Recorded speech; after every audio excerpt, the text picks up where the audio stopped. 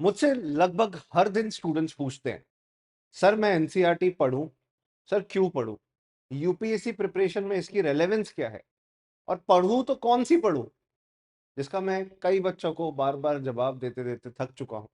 और इस वीडियो के माध्यम से एक बारी एक सिंगल आंसर देना चाहूंगा दैट यस, यूपीएससी के लिए एनसीईआरटी पढ़नी है, 6 to 12 क्लास की पढ़नी है, कुछ में 9th to 12 या 8th to 12 ज्यादा रेलेवेंट है, बट ये आपकी नींव बनाएंगी। ये तो चलो काफी बच्चों को पता भी है, जिनको नहीं पता था उनका डाउट आंसर हो गया।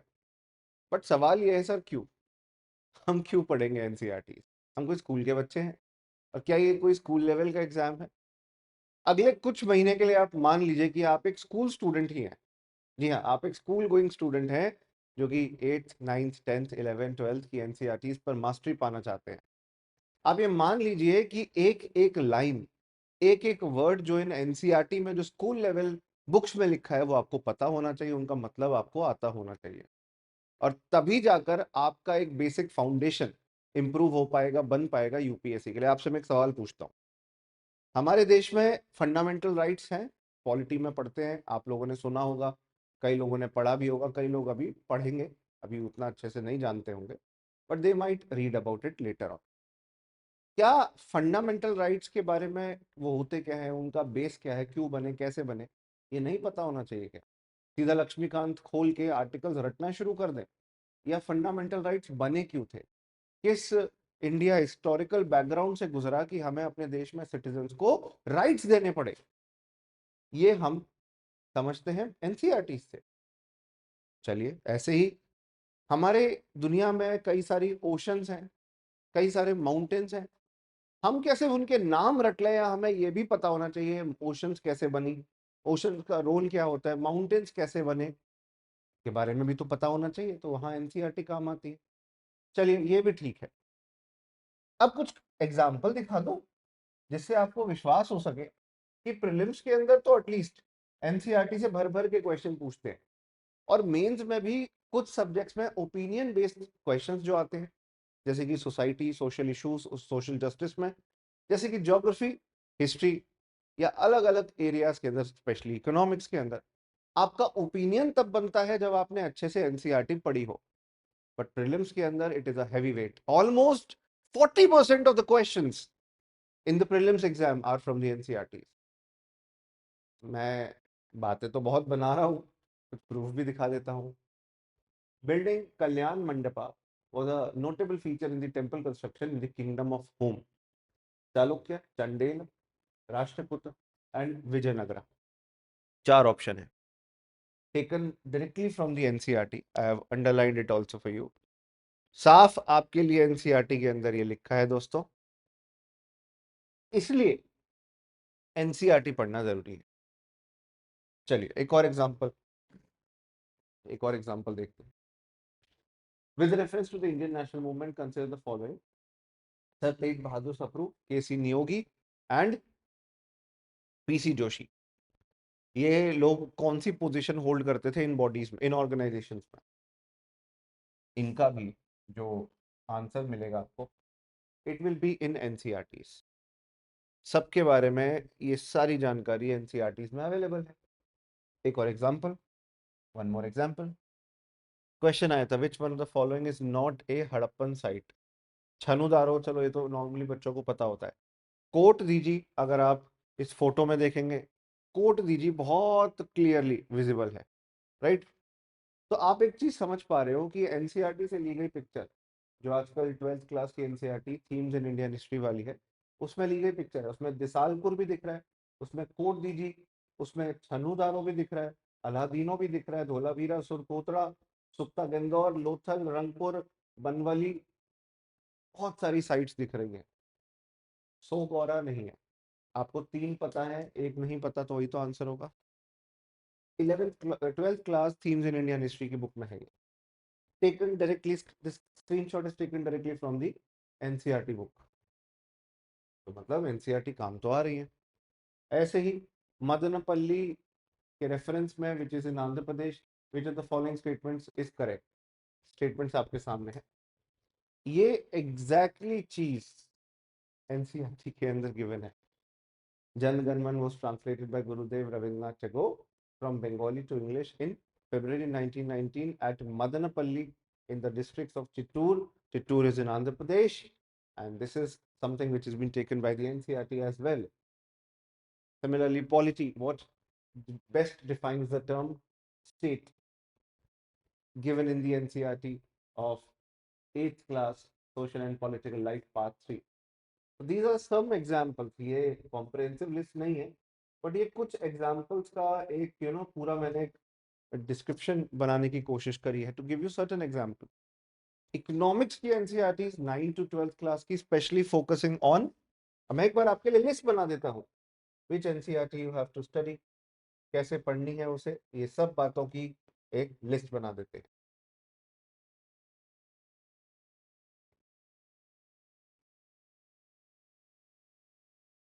For economics, because I teach economics myself, you have to read the NCERT of 9th to 12th. Major focus should be on 11th class NCERT known as the Indian Economic Development, ज्यादातर focus इस पे होगा। और 12th class, अब तो change भी कुछ हुआ है, बट हमारे लिए नाम इंपॉर्टेंट है, मैक्रो इकोनॉमिक्स आपको पढ़नी, मैक्रो इकोनॉमिक्स आपको पढ़नी। माइक्रो इकोनॉमिक्स उतनी रेलेवेंट नहीं है, मैक्रो इकोनॉमिक्स ज्यादा रेलेवेंट है, उनसे क्वेश्चंस भी बनते हैं। माइक्रो इकोनॉमिक्स से कभी कभार एक सवाल आ गया, it has no cost benefit, no point of doing it. Macro economics में कॉस्ट बेनिफिट काफी हाई है। इसका इसके 6 चैप्टर्स सारे रेलेवेंट हैं। इंडियन इकोनॉमिक डेवलपमेंट के लास्ट चैप्टर को छोड़ के सारे चैप्टर रेलेवेंट हैं, 4 5 6 बारी भी पढ़ना पड़े तो पढ़िए। नेक्स्ट, जनरल साइंस या science and tech, although 6 to 12 सारी पढ़नी है, बट 11th और 12th की आप बायो पे ज्यादा फोकस करिएगा, फिजिक्स और केमिस्ट्री के मुकाबले, फिजिक्स एंड केमिस्ट्री के मुकाबले बायो पे ज्यादा फोकस करिएगा, बायो से क्वेश्चन आते हैं 11th 12th। Moving further, history, yes 6 to 12 सब पढ़ना है, but major focus should be on the 12th class NCERTs, new NCERTs, 3 books 1 2 and 3, 4 chapter हैं, themes in Indian history 1 2 and 3, तीनों बुक्स पढ़नी है। And not, you don't have to stop there, old NCERTs also have to be read। पहले Satish Chandra medieval history की old NCERT से reprint किया है उसको, तो वो पढ़नी है आपको, सतीश चंद्र भी पढ़नी है आपको। वो पुरानी एनसीईआरटी थी जो अब रीप्रिंटेड फॉर्मेट में आती है पब्लिशर्स के द्वारा। ऐसे ही RS शर्मा एंशिएंट हिस्ट्री के लिए, ऐसे ही मेडिवल मॉडर्न हिस्ट्री के लिए आपको बिपिन चंद्र पढ़नी होती, Bipin Chandra, RS Sharma, Satish Chandra, these 3 books have to be read, old NCERT now reprinted alongside these NCERTs। और कुछ लोग तो फिर भी रुकते नहीं है, तमिलनाडु स्टेट बोर्ड की किताब भी पढ़ते हैं, बट मैं सजेस्ट करूंगा आप इतना तो करिए, लास्ट में तमिलनाडु स्टेट बोर्ड से संगम संगम लिटरेचर, संगम एरा के बारे में आप पढ़ सकते हैं। That can be a value addition, base यहाँ से बनेगा, वो बाद में वैल्यू एडिशन के लिए कर लीजिएगा। बच्चे बहुत पूछते हैं सर तमिलनाडु स्टेट बोर्ड पढ़े सर, अरे पहले इतना तो करिए ना, फिर जाके ये तो आपने एनसीईआरटी तो स्कूल में पढ़ी है 6th 7th 8th 9th की, वो तो कवर करो। सिमिलरली पॉलिटी के लिए, पॉलिटी में हमारे एक्सपर्ट्स नेहिल त्रिपाठी सर है, वो सारी एनसीईआरटीज पढ़ाते भी हैं, 6 to 12 क्लास की एनसीईआरटीज अपने लेक्चर्स के माध्यम से कवर भी कराते हैं। बट मोस्टली 8th 11th ये दोनों एनसीईआरटीज ज़्यादा इंपॉर्टेंट होती हैं। 8th class and 11th class की Indian constitution at work is extremely important. Society की भी एनसीईआरटीज इंपॉर्टेंट है 11th एंड 12th क्लास की, और दोनों को पढ़ लेना, बट बहुत ज़्यादा डेप्थ में उसमें जाने की ज़रूरत है नहीं, क्योंकि वो मेंस के लिए इंपॉर्टेंट है। उसमें आपको फैक्ट्स एंड फिगर्स नहीं रटने हैं, आपको सिर्फ कॉन्सेप्ट्स और उनकी अंडरस्टैंडिंग बिल्ड करनी है। ज्योग्राफी, ज्योग्राफी के अंदर 6 to 12th, 11th and 12th most important, but base तो 6 to 12th से ही बनेगा। दोस्तों अगर ज्योग्राफी में बिल्कुल डब्बा गोल है, नहीं पता आपको अलग अलग चीज़ों के बारे में, लैटिट्यूड लॉन्जिट्यूड अक्षांश देशांतर, इनके बारे में जानते नहीं है, तो आपको एनसीईआरटी तो कवर करनी पड़ेगी। ये सारी particular NCERTs giving priority to these ones, these NCERTs cover करनी पड़ेगी। No need to read maths, no need to read English, no need to read history, that's not relevant. ठीक है सर, पढ़ना कैसे है? अच्छा, आप कोई भी एनसीईआरटी, अब जैसे आपके सामने एक एग्जांपल लेता हूँ, आप उसे नोट्स फॉर्मेट में बनाते रहिए, नोट्स फॉर्मेट में पढ़ते रहिए, क्योंकि आपको साथ साथ नोट्स भी बनाने हैं उनके। अगर नोट्स नहीं बनाना चाहते तो एनसीईआरटी को अंडरलाइन करके भी चल सकते हैं। ये एनसीईआरटी मैं 12th क्लास की ओपन कर रहा हूँ, थीम्स इन इंडियन हिस्ट्री की। मैंने वेबसाइट ओपन की हुई है, सारी एनसीईआरटी फ्रीली अवेलेबल है, चैप्टर फ्रीली अवेलेबल है। सबसे बड़ा एस्पेक्ट ये है ना कि यार गरीब से गरीब व्यक्ति देश का, वो एनसीईआरटी प्राप्त कर सकता है और इन अ वेरी चीपर कॉस्ट। तो इसलिए यूपीएससी यहाँ से सवाल पूछती है। यूपीएससी जानती है कि यहाँ पे हम किसी को एक्सक्लूड ना कर दें, खासतौर पे वल्नरेबल सेक्शंस को। भाई जो गरीब है वो किताब नहीं अफोर्ड कर सकता 1000 रुपए की, तो क्या वो पेपर नहीं लिखे? क्या वो आईएएस क्लियर ना करे? क्या वो आईएएस बन नहीं सकता?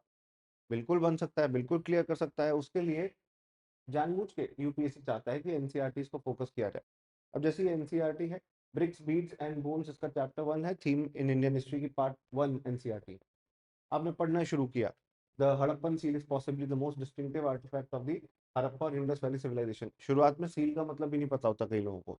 डिक्शनरी पास रखिए, गूगल पास रखिए, आजकल तो एआई टूल्स लोग यूज करते हैं, वो अपने पास रखिए। और ना ये फोटो देख लीजिए, एनसीईआरटी की खासियत ये है कि ये ड्राई नहीं होती है, बोरिंग नहीं होती है। और इनफैक्ट इससे हमें ये भी अंडरस्टैंडिंग मिलती है कि कल को हमें आंसर लिखने हैं तो हमें क्या लैंग्वेज यूज करनी है। यही लैंग्वेज जो एनसीईआरटी में लिखी है, क्योंकि सोचो स्कूल के बच्चों के लिए समझने के लिए बनाई गई है किताबें, और अगर स्कूल के बच्चों के लिए समझने के लिए बनाई गई है तो आसान भाषा में बनाई गई होंगी, और आसान भाषा में बनाई गई है तो मतलब इस भाषा को ही हमें अपने पेपर में रेप्लिकेट करना है। We will have to use the same language in our exam as well. ठीक। तो देखो कितना इंटरेक्टिव है, पिक्चर्स भी है, तो इससे समझ गए अच्छा ये ऐसा कुछ, ये कुछ सिक्का लग रहा है या कोई ये ताबीज लग रहा है। ओके, सील ऐसा कुछ होता है, ठीक है। तो Harappan seal is possibly the most distinctive artefact, कि बहुत अलग है, डिस्टिंक्ट है, हाँ ठीक है, डिस्टिंक्ट होगा। आपने पढ़ना स्टार्ट किया, आप इंपॉर्टेंट कीवर्ड्स बुक में अंडरलाइन करते हुए चलिए। पहली रीडिंग में ना मैं हमेशा सजेस्ट करता हूँ, एक पेंसिल हाथ में रखो, इंपॉर्टेंट कीवर्ड्स को अंडरलाइन करते हुए चलो। उससे आपका एक डायरेक्शन बनते चलता है, डायरेक्शन बनती जाती है। मेड ऑफ स्टोन, अच्छा आपको लगा कि ये स्टोन से बनी है, आपको पता चला ये स्टोन का नाम है स्टीएटाइट। आप मन में क्वेश्चन बनाते रहो जब आप पढ़ रहे हो, why, what, how, who, when, where. तो आप इससे क्वेश्चन फॉर्म करते रहोगे तो आप ग्रास्प अच्छा रख पाओगे टॉपिक पे। तो made of a stone called steatite, seals like this one often contain animal motif. इनके अंदर जानवरों के चित्र होते हैं, जानवरों का चित्र है। And science from a script that remains undeciphered, इसमें कुछ ये लिखा है, ये स्क्रिप्ट होता है जैसे हिंदी लिखते हैं हम देवनागरी स्क्रिप्ट में, जैसे हम हिंदी, ये हिंदी शब्द ही लिख रहा हूँ मैं, ये देवनागरी स्क्रिप्ट में है दोस्तों। ऐसी स्क्रिप्ट होती है, रोमन स्क्रिप्ट, देवनागरी स्क्रिप्ट, इनकी भी स्क्रिप्ट है, पर इसका मतलब नहीं पता। और भाई इतने पुरानी भाषा का कोई मतलब बताने आज बैठा तो है नहीं। हमारे पास मौर्य समय की अलग अलग डायनेस्टीज की जो जब ब्राह्मी स्क्रिप्ट हो, अलग अलग स्क्रिप्ट हो, उनका तो डिसाइफर, उनका तो मतलब खोज लिया गया, बट अभी इंडस वैली सिविलाइजेशन का नहीं खोज पाए हैं। तो मैं क्या कर रहा हूँ, मैं आपको समझा रहा हूँ कि एनसीईआरटी पढ़ते हुए, point number 1, please underline the important keywords. Point number 2, if you are making notes, always make notes after reading the paragraph completely. आपने पूरा पैराग्राफ पढ़ा कि साइंस मिले हैं, मोटिव्स मिले हैं, स्क्रिप्ट मिले हैं, विच आर अनडिसाइफर्ड, आपने तब जाके नोट्स बनाना शुरू किया। आप एक एक वर्ड कॉपी नहीं करते गए, क्योंकि वहां पे जो चीज लिखी है वही अगर नोट्स में उतार दोगे एग्जैक्ट कॉपी पेस्ट करके, तो नोट्स बनाने का फायदा क्या हुआ? अगर आप नोट्स बना रहे हो तो एक चीज का खास ख्याल रखो कि नोट्स या तो फ्लोचार्ट फॉर्मेट में हो, या तो छोटे छोटे ग्राफ्स की फॉर्मेट में हो, या आपने फॉर एग्जांपल एक सेक्शन उठाया स्क्रिप्ट, यहाँ आपने लिखा अनडिसाइफर्ड, आपको कुछ और इसके बारे में आगे पता चलेगा, तो इसको आप और भर दोगे। इसके साथ आपने कनेक्टेड एक और ग्राफ, एक ग्राफ बोलो, डायग्राम बोलो, कुछ भी बोलो, बनाया कि यहाँ पे सील मिली है, सील बनी है स्टोन की, स्टोन का टाइप है स्टीएटाइट। बोलो कैसे याद नहीं रहेंगे टर्मिनोलॉजीज, कैसे याद नहीं रहेंगे? ऐसे ही आगे चलते जाओ, पढ़ते जाओ, इंपॉर्टेंट कीवर्ड्स और टर्मिनोलॉजी उठाते जाओ। मान लो कल आगे कोई, एक मिनट ओपन कर देते हैं, आगे कोई रेलेवेंट टर्मिनोलॉजी दिखती है आपको, उसका मीनिंग ऐसे ग्राफ में आपने डायग्राम फॉर्म में रख लिया तो बहुत नीट एंड क्लीन बन गया। या तो पॉइंट वाइज लिख सकते हो, ऐसे नहीं लिखना तो पॉइंट वाइज लिख लीजिए, ठीक है ना। आप पॉइंट वाइज लिख के भी चल सकते हैं। आगे देखें, टर्मिनोलॉजीज, प्लेस एंड टाइम, कौन से समय काल में बना था ये, कौन से टाइम पीरियड में बना था। तो ये कह रहे हैं इंडस वैली सिविलाइजेशन, जिसको हड़प्पन सिविलाइजेशन भी कहते हैं। और क्यों कहते हैं इसका भी रीजन बता रखा है, तो आप एक बॉक्स बना सकते हैं, why Harappan civilisation.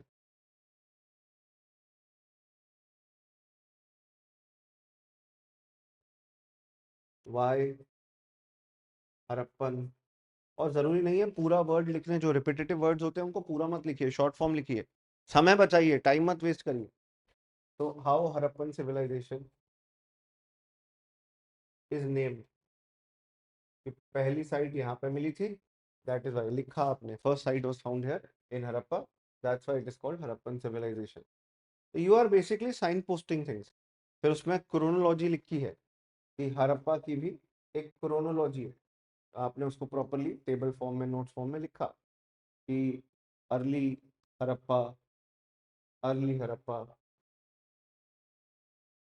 Mature Harappa, late Harappa, ये टाइम पीरियड है, टाइम पीरियड में बटा हुआ है, हिस्टोरिकल सेग्रीगेशन किया हुआ है, या अर्ली इंडस वैली सिविलाइजेशन, या mature Indus valley civilisation, later phase, जैसे अर्ली फेज है 6000 टू 2600 लिखते हैं, 2600। नेक्स्ट है 2600 टू 1900, नेक्स्ट है 1900 टू 1300, राइट। आपने प्रॉपर ऐसा एक टेबल बना ली, आपने अपनी मेमोरी के लिए चीजें याद करी, याद करने के लिए, अपनी मेमोरी फॉर्म करने के लिए टेबल बना ली, और उससे काफी इंटरेस्टिंग हो गया ये, राइट। इजी टू रिमेम्बर हो गया, इंटरेक्टिव हो गया, राइट। इस तरीके से आप अपने नोट्स को बनाते चलिए, A4 साइज की शीट लीजिए। अब आपको फिर से बुक पढ़ने की जरूरत नहीं पड़ेगी, क्योंकि बुक से इंपॉर्टेंट नोट्स आपने वहां रख लिए हैं। बट हाँ, books, they are extremely important. ये इंटरेक्टिव पिक्चर्स जो आपको समझाती हैं, ये इंटरेक्टिव मैप्स, इनके एक एक साइट पर आपको नज़र फेरनी है, क्योंकि अगर ये दिया है तो इसका कुछ तो रेलेवेंस है, एग्जाम में कुछ तो सवाल बन सकता है, राइट। ये था हिस्ट्री के साथ। पॉलिटी के अंदर, पॉलिटी में टर्मिनोलॉजीज और उनके एक्सप्लेनेशन को आपको ज़्यादा अच्छे से देखना होगा। इकोनॉमिक्स के अंदर भी क्रोनोलॉजी और टर्मिनोलॉजी और उनके एक्सप्लेनेशन को अच्छे से देखना होगा, सोसाइटी के अंदर भी। तो आपका ये हर एरिया में रेप्लिकेट कर सकते हैं। Start first by just underlining, second reading के टाइम पे नोट्स बनाना शुरू करिए, उन नोट्स की थर्ड रीडिंग करिए, फोर्थ रिवीजन, फिफ्थ रिवीजन, आप उस सब्जेक्ट पे मास्टर बन जाते। तो ये एक मैंने आपको गाइडेंस प्रोवाइड करी है about how to read NCERT, why to read NCERT. Why तो यार सब बताते हैं, इंटरनेट पे आपको कई वीडियो मिल जाएंगी। How to read it I have explain, sequence क्या रहेगा, कौन से आपको सब्जेक्ट्स उठाने हैं, आई हैव एक्सप्लेन, क्यों इंपॉर्टेंट है NCERT, I have explained, and कैसे मास्टर करना है इसको, क्योंकि हर एरिया में, मेंस प्रीलिम्स हर एरिया में इंपॉर्टेंट है, ऑफ कोर्स प्रीलिम्स के लिए थोड़ा ज्यादा इंपॉर्टेंट है, बट हर एरिया में इंपॉर्टेंट है। तो ये था आज का ये session, interactive session. Thank you, I hope you have like the session. Please do click the like button also in the YouTube का जो थम्स अप वाला बटन होता है, उसको क्लिक कर दीजिएगा। ऐसे ही मुलाकात नए सेशन में होती रहेगी। वी आर ब्रिंगिंग अब होल सीरीज इकोनॉमिक्स की, मैं 9, 10, 11, 12 की एनसीईआरटी करा रहा हूँ। हमने 9th और 10th तो रिकॉर्ड कर भी दी है, 11th और 12th भी करेंगे, और वो डालेंगे यूट्यूब पे। तो सारे फैकल्टीज इनफैक्ट अपने अपने सब्जेक्ट की वीडियो बनाने जा रहे हैं, तो watch them and take advantage of it. With this I want to say thank you, good luck, see you in the next one, bye guys, take care.